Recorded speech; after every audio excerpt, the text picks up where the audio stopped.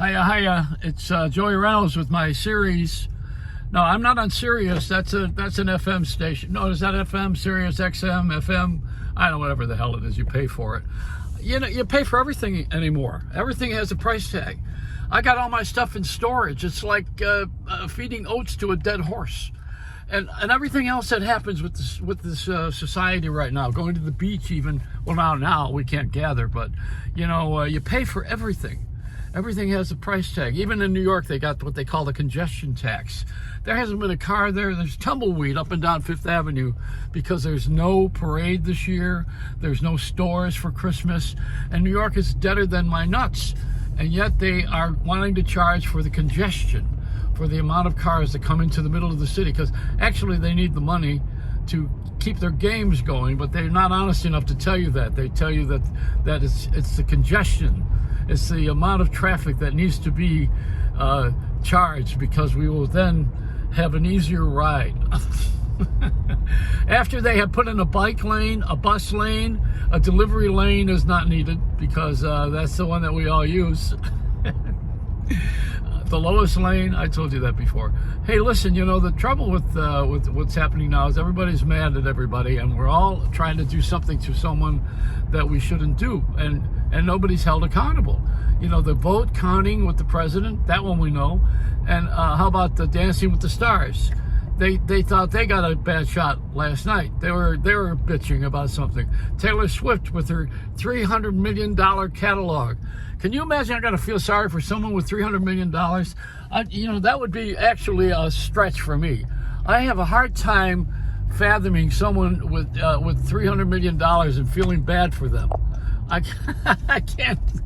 I mean, we're sitting here waiting for a check from government for relief and Social Security and retirement, and I'm going to feel sorry for this little twerp that sings songs out of Nashville. Get the hell out of here.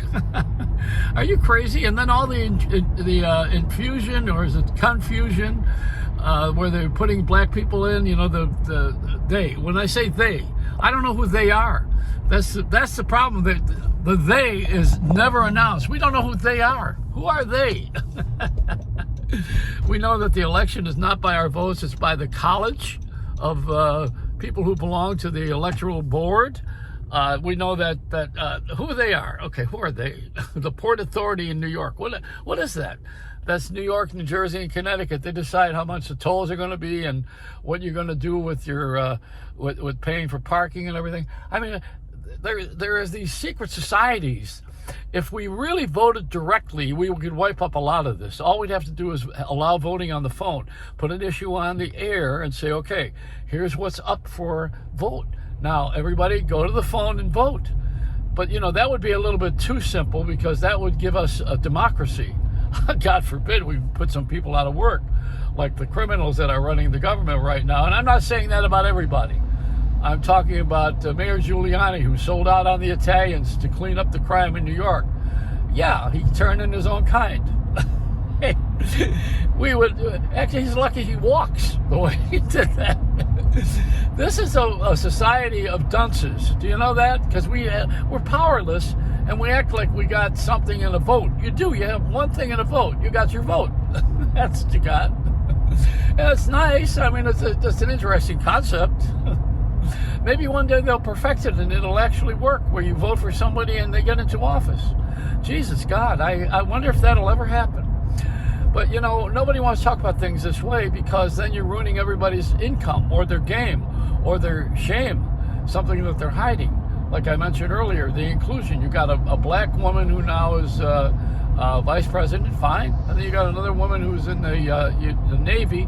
She talked today about she's a naval officer, a commander now, I guess, some woman, black woman, first one, you know, they say, a manager of a baseball team, first one.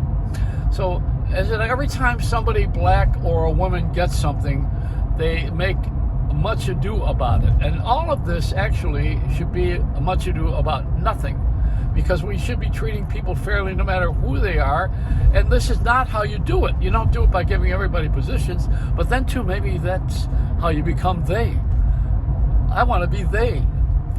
They did this, they did that. How do I get to be they? Oh man, they or thou.